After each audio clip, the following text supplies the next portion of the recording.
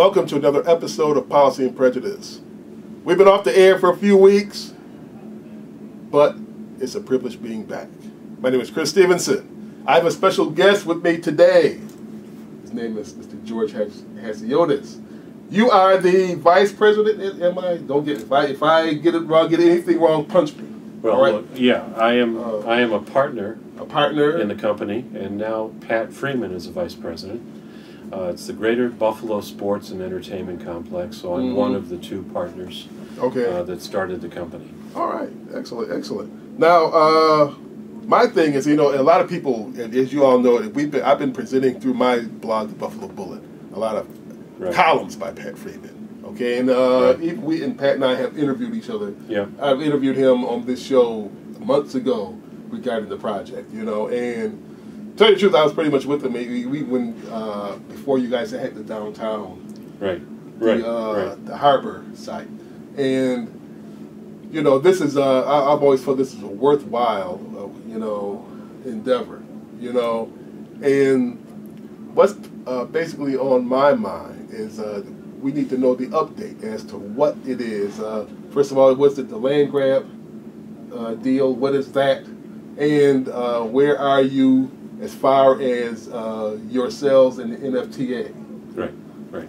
Well, you mentioned the history of this, which is when you and Pat and others were talking about getting a downtown stadium, and we're starting to look at places where you might put it. You had the same idea that we had, which is it has to be close to downtown, to the central business district, because that's where the energy is. Right. And that's where we want the focus to be.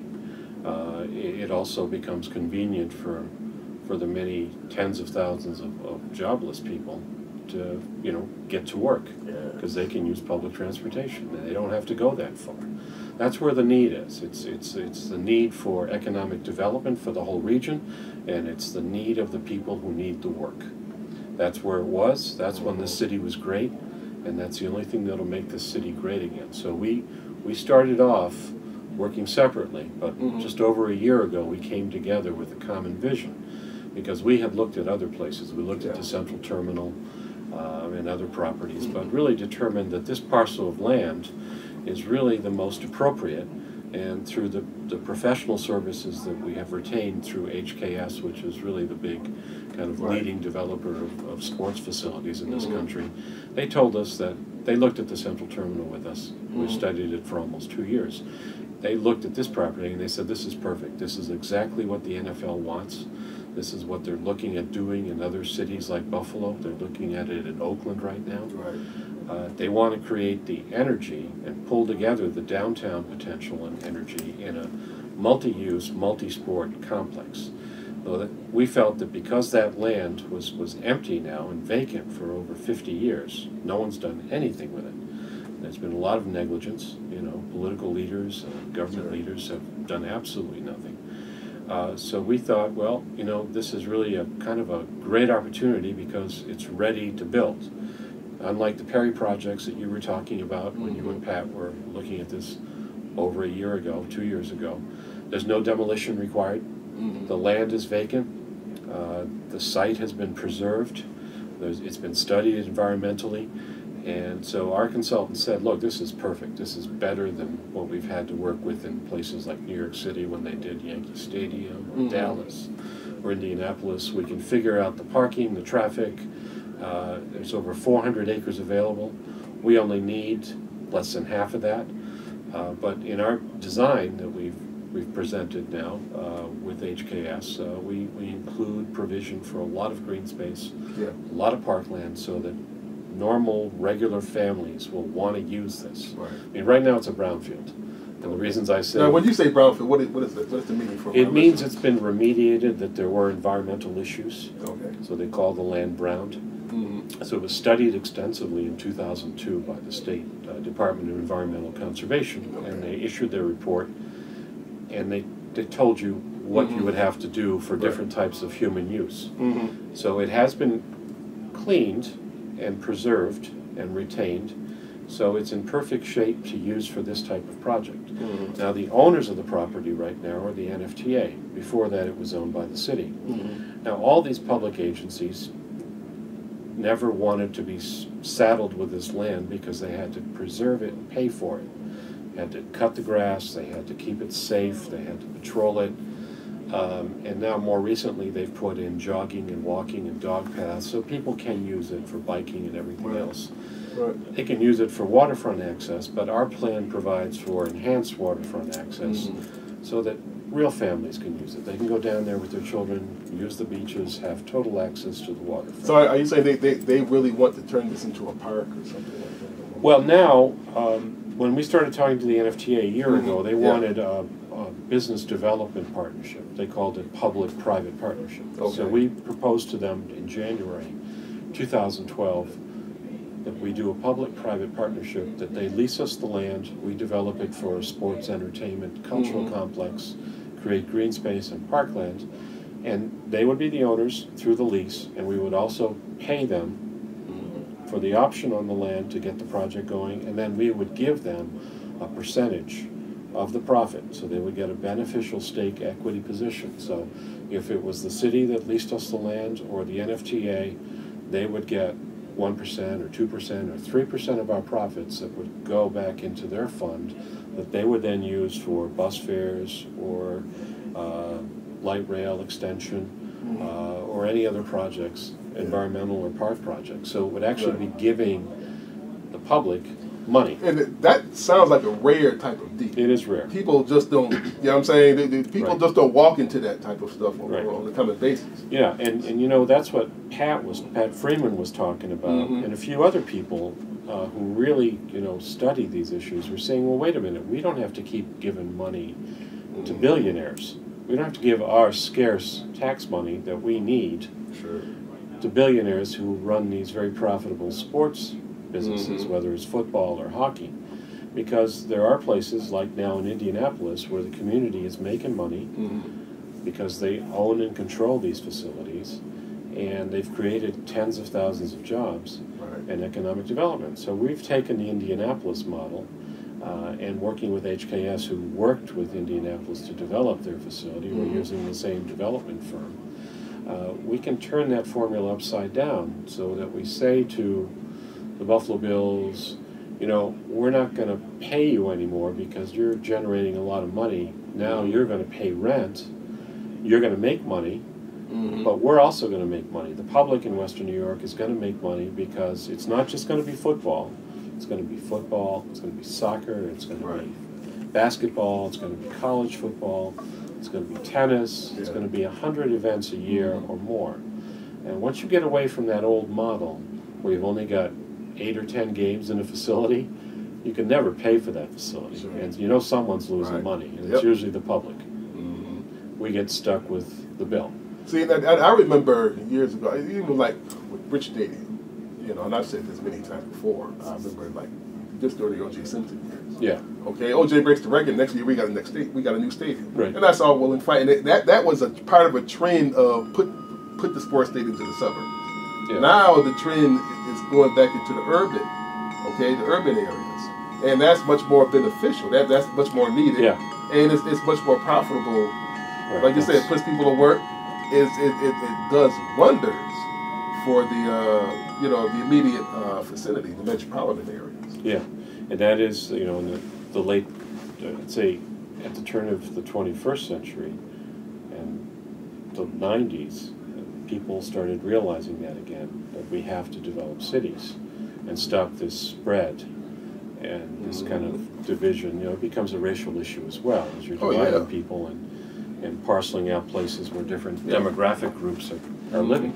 So the healthiest formula, and the formula that professional sports, in particular the NFL, wants, is an urban stadium which is integrated, which provides economic opportunity and is not just a single sport.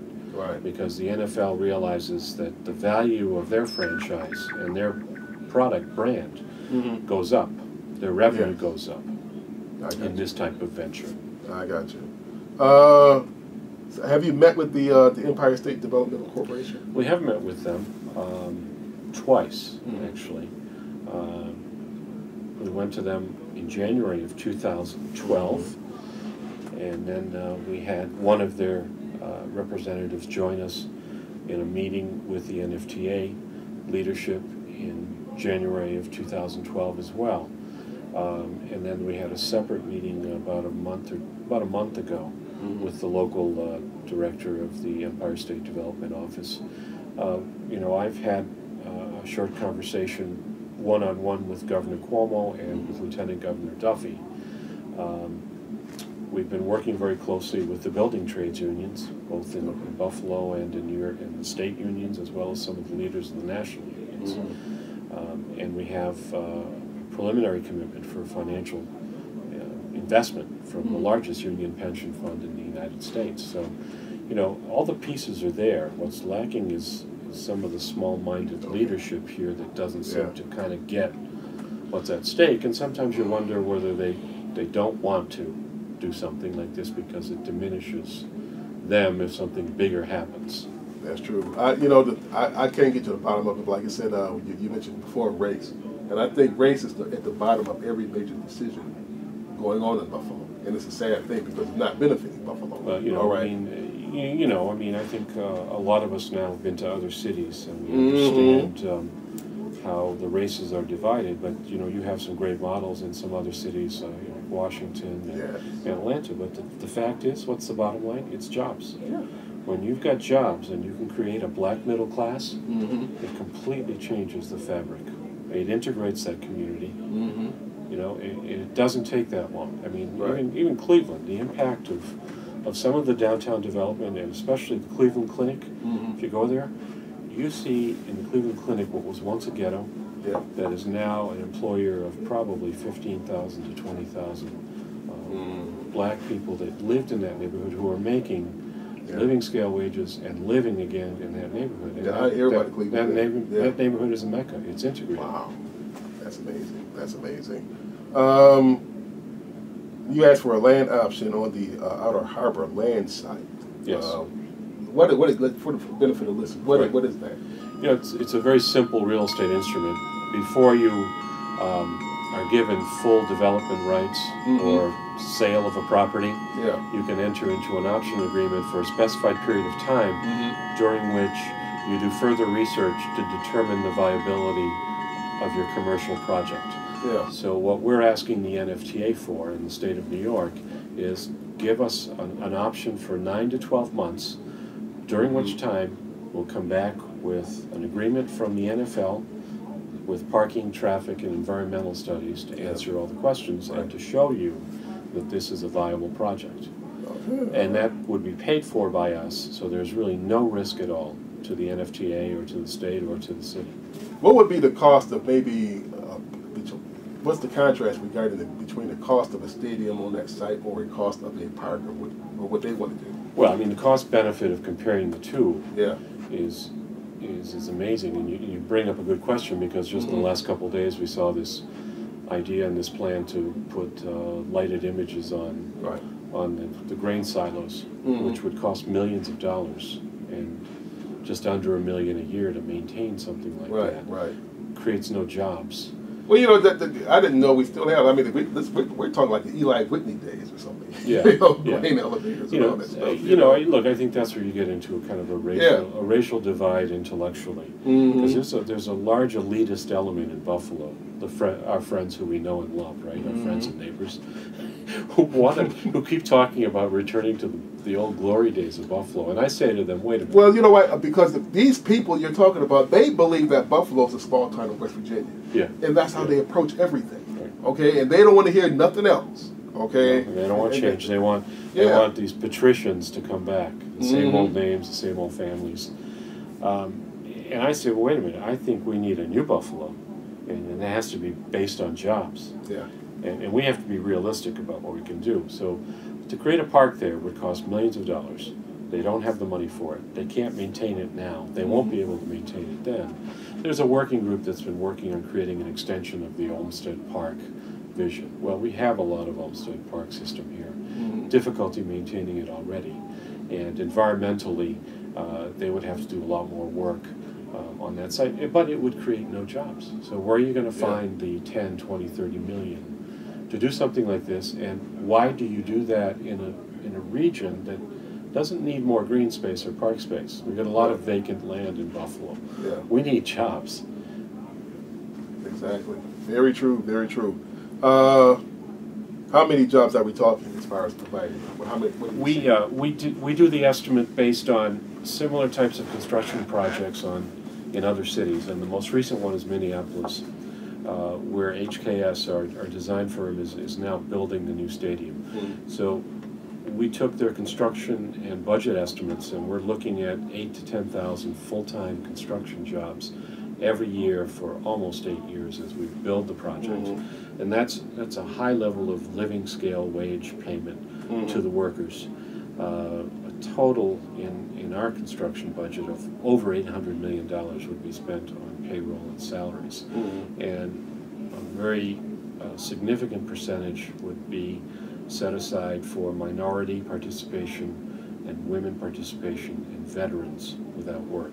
So we would be looking at a participation level of probably closer to 20% or more. So what's the overall sentiment towards this proposal, the GBSEC proposal? Well, you know, most people support it once they understand it. I mean, you've asked a lot of questions. Right. Most people don't understand that it's not just a football stadium. Right. It's not a big parking lot. It's a cultural complex. Yeah. It's a park. It's waterfront access. It's multi-sport. It's something that everyone will get to use, and it pulls together downtown. Right. We can extend by only half a mile the light rail system so that we can just move people with a very short extension of light rail to this facility. The people that understand it, or the people that are in urgent need of job opportunities, are very supportive. So the majority of people are very supportive. You have a few people who have more of an elitist or proprietary sense of control who don't want this plan because it ain't their plan, it ain't their money, and they feel they're going to be diminished by it. Well, here's the thing. This is the sentiment I get when I talk about this to our dear brothers in the suburbs, okay? And they're like, what's it going to cost me? Right. You okay? And I'm saying, and I'm like, you're going to pay less than what you did with a refurbished stadium. Right. And it's hard for people. I have to keep telling them the same. It's the same thing over again. What's it going to cost me? Yeah. Like, this is going to be a burden to me. I said, no. You guys, I know, are prepared to put up your own cash. 70% of 70%. Yeah. Right. And that's very important. That's all the upfront. So and the way, I mean, as I've studied the budget, and the way I see this, it's not going to cost us anything really, for two reasons. One is because we're coming up front with $1 billion. The rest of the money is in existing budgets from different departments: transportation, environment, federal, state, local, city. So that pool of $400 to $500 million is there, and it hasn't. Projects have not been identified for that. And don't forget, you know, people don't understand. This takes 8 years. This is almost a generation of work. There is not going to be like an immediate action in terms of public financing. That will happen gradually. So therefore, it will be planned. So there will be no new taxes. But the job creation will significantly offset and enhance and lower taxes. It'll enhance county revenue through sales tax, which means it'll lower taxes. I mean, our biggest generator of sales tax revenue in Erie County is the Galleria Mall. This project is going to generate more than that, probably on an order of 10 times more in terms of payroll taxes and sales taxes that come back to this community. And the payroll that's generated will, if you make $10,000 on the multiplier formula, you'll give back to your community 1.7 times more than that $10,000 you made, because you'll spend money and probably take out some loans and just do other things.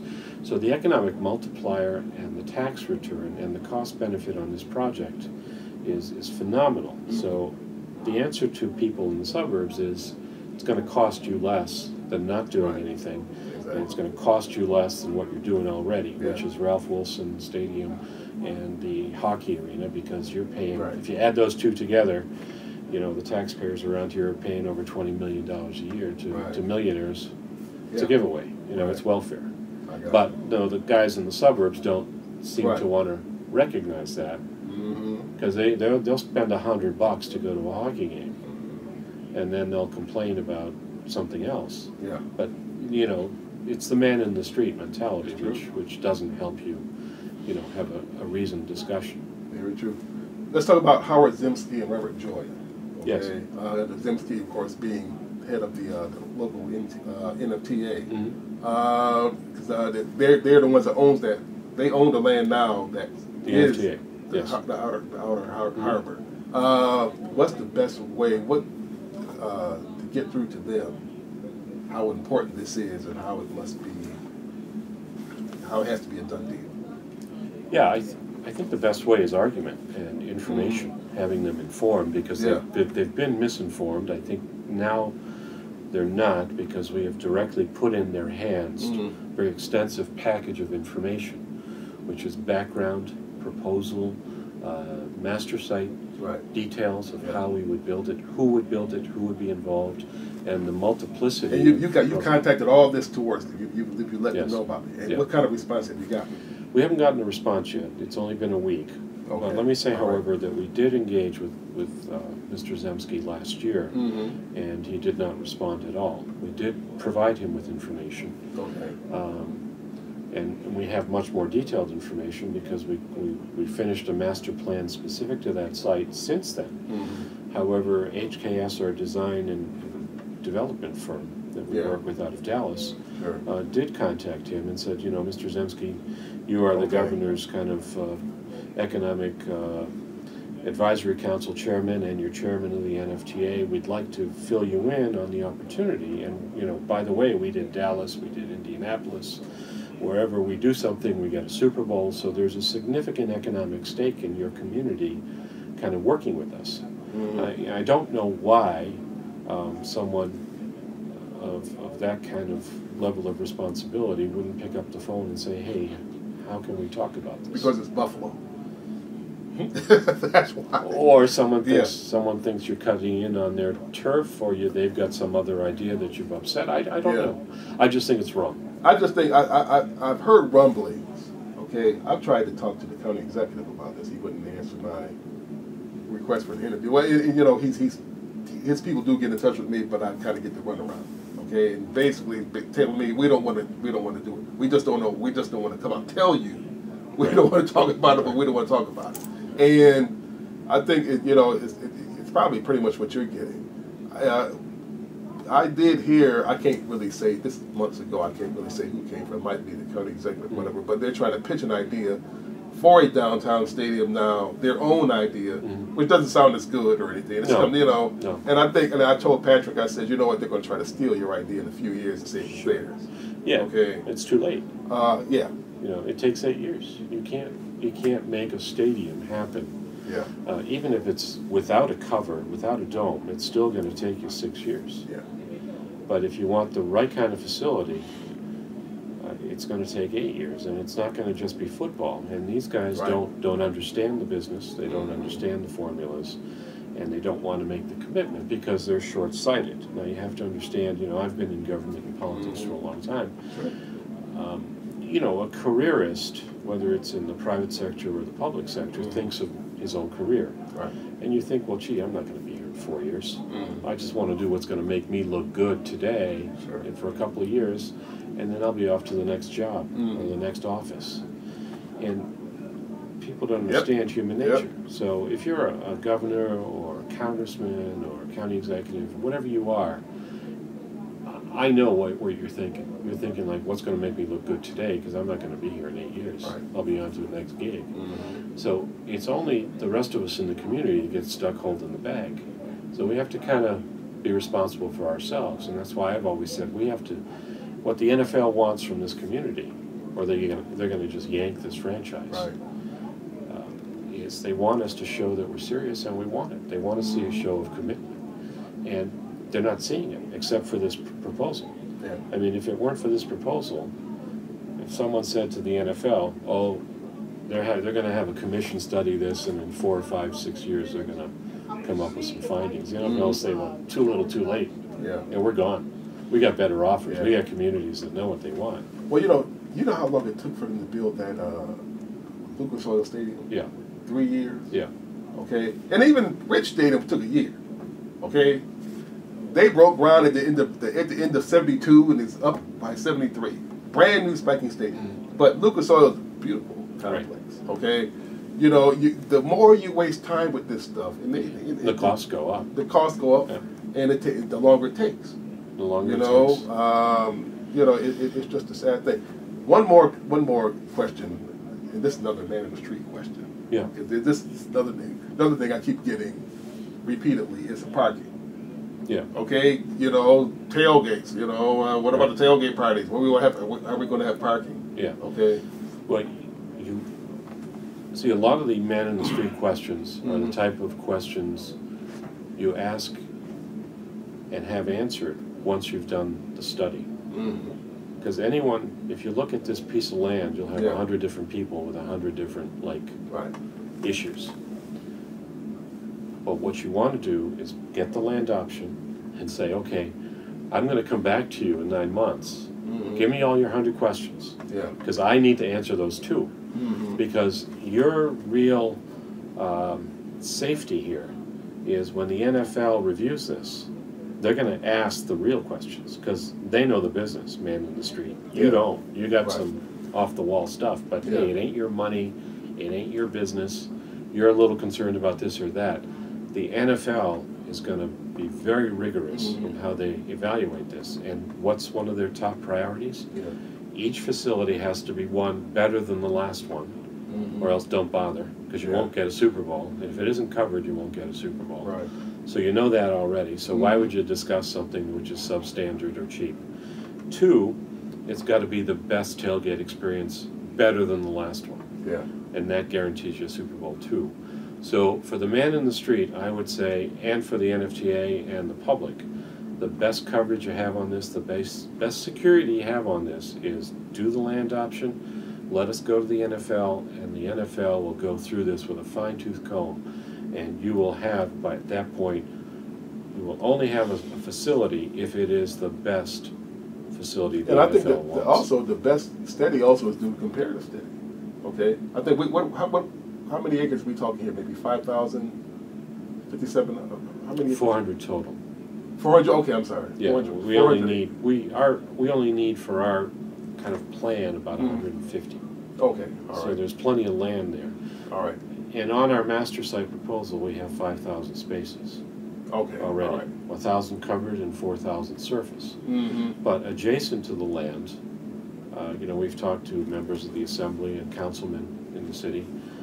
We could do a couple of municipal garages, which would be within proximity. So parking is not an issue because we have more parking already in our plan than Dallas does, or Indianapolis, or Yankee Stadium. So if you know this business, you kind of know that already. If you don't know this business, you say, well, gee, what about the roads? What about the traffic? What about the parking?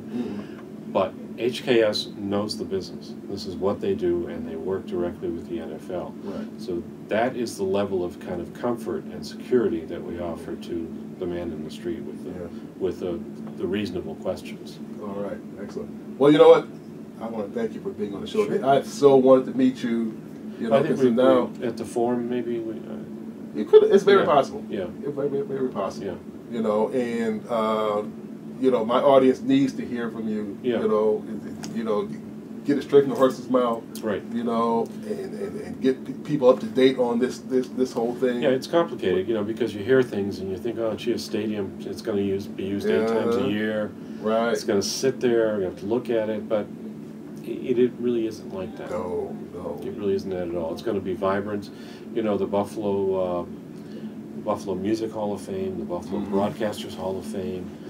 There's the Mixed Martial Arts Hall of Fame that's interested.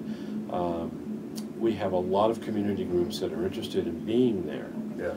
So it will be a cultural experience, and we are going to have the Strong Museum from Rochester operating a large museum of sports and competition there, which will be for all ages, and it'll also in the summer be very active with waterfront activities. So it's going to be way more than Ralph Wilson Stadium could ever be. Excellent, excellent. That's it for Policy and Prejudice. Thank you very much for watching. You all have a safe week. Thanks also to my guest, Mr. Great to be here, George Hasiotis. Right. Thanks, and from the Greater Buffalo Sports and Entertainment Complex. This is going to be an ongoing issue. Stay tuned to my blog, The Buffalo Bullet, as well as clbTV, in particular Pat Freeman, who will be the prime information gatherer, dispenser regarding this project. And change has to come in Buffalo. It's going to come, and it's going to be beneficial to all. Thank you very much.